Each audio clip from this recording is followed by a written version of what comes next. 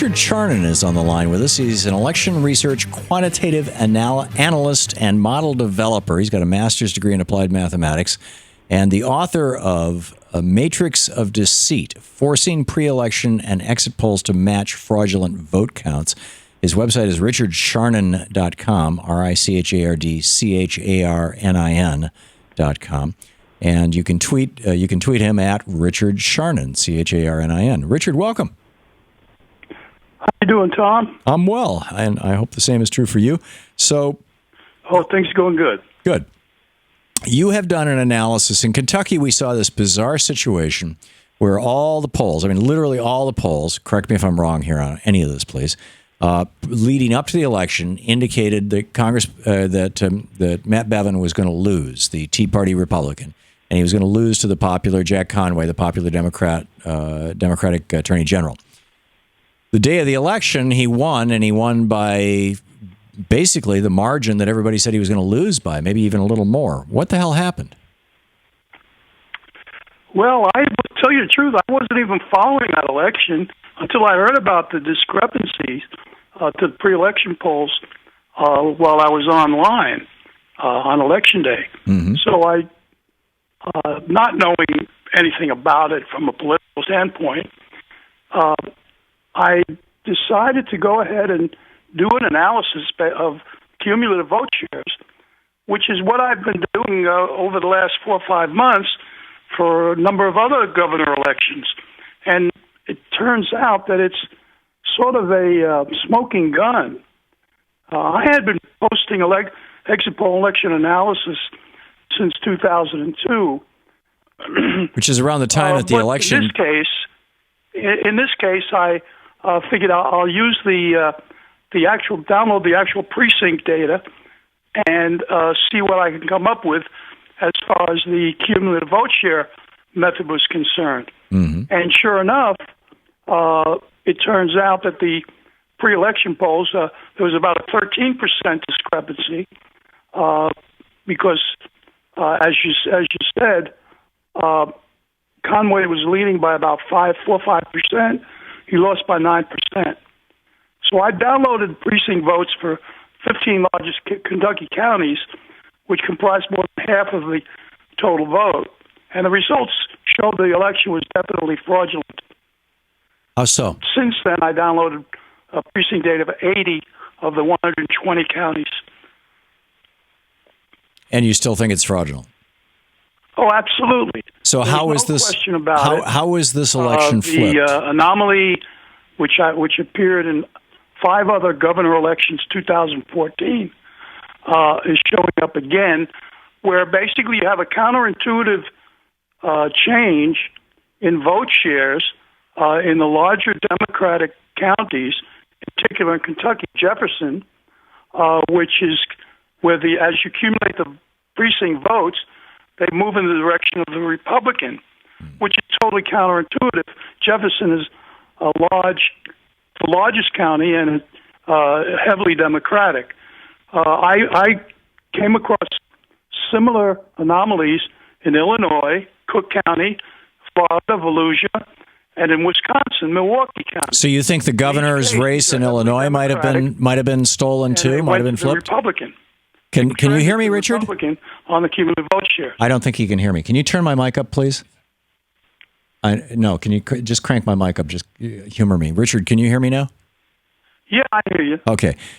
Are you suggesting that the Illinois governor's race was also basically stolen? Yes, I am.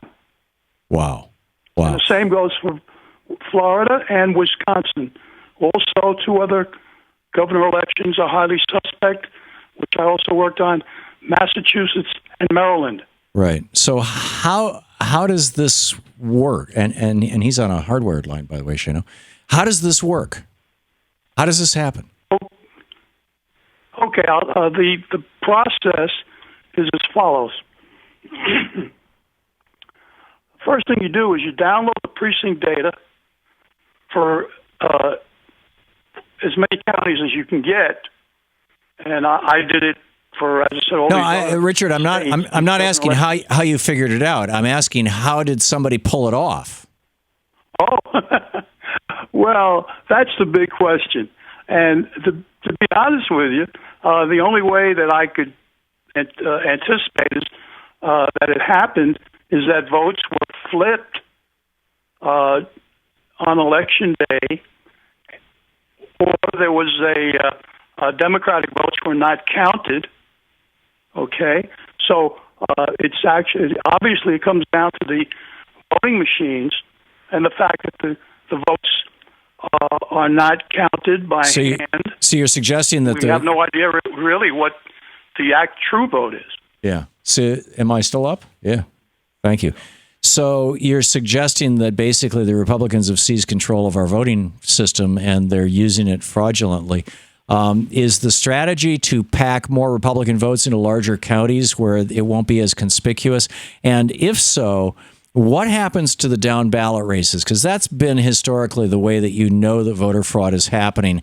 And this is, for example, what happened with Don Siegelman down in Alabama when he won the election, went to bed having won the election, woke up the next morning. This was in 2002, November 2002, woke up the next morning and in one particular precinct, one particular Republican operative had been sitting at 2 o'clock in the morning with the, or midnight or whatever, overnight, with the tabulator machine and had discovered 15,000 Republican votes for Bob Riley, Don Siegelman's opponent, thus throwing the race to Bob Riley. And what was weird was that only at the top of the ticket, only the governor's race had 15,000 votes for Bob Riley. When you looked at those 15,000 ballots down ticket, and again, these were all done on electronic voting machines. When you looked at them down ticket, you found that these people were all voting for Democrats. They voted for every Democrat or most of the Democrats on the ticket except for governor. And there they voted for Republican, at least according to electronic voting machines. Did you see that kind of a trend in the case of Kentucky? Well, to be honest with you, I haven't looked at down ballots. My analysis, which of course that is another smoking gun, a clue as to potential fraud. Yeah. What I will say this has been going on since, as you said, 2002, since the HAVA Help America Vote Act brought all the voting machines in. Right. The federal government. Not that. Federal government gave $5.6 billion to the states to buy these machines. It's been around much longer than that. But the basic analysis I have done up until recently has been really on analyzing exit polls, unadjusted exit polls. And I'll just mention that, of course, that's the focal point of my book. So I focused on that because what the media does is they change the actual unadjusted exit polls to match the recorded vote count. Now, in this case, in Kentucky, we have no exit polls. Right. In fact, they stopped doing exit polling in 19 states in presidential elections in 2012. So what we have is multiple clues which all come to the same pattern. The votes are stolen by the Republicans, for the most part, 96%. And they're stolen where they can get the votes. Like Willie Sutton went to the bank for that's where the money was. The Republicans go to the big counties because that's where the Democratic votes are. Yeah. It's really very simple. It's amazing There's no stuff. point in stealing votes in small rural Republican counties where they control the county and there's a very small number of Democrats. Right. Richard, we're out of time, but Richard Charnin, CHARNIN.com is the website. Richard, thank you for dropping by. And he's the author of Matrix of Deceit. Hang on just a second. This is the Thom Hartmann Program. And Richard's book is Matrix of Deceit, Forcing Pre-Election and Exit Polls to Match Fraudulent Vote Counts. This is becoming more and more obvious to all of us. Thank you. To watch more clips from our programs, hit the Watch More Videos button over here. And please be sure to hit the handy-dandy subscribe button so you'll always be up to date. Tag, you're it.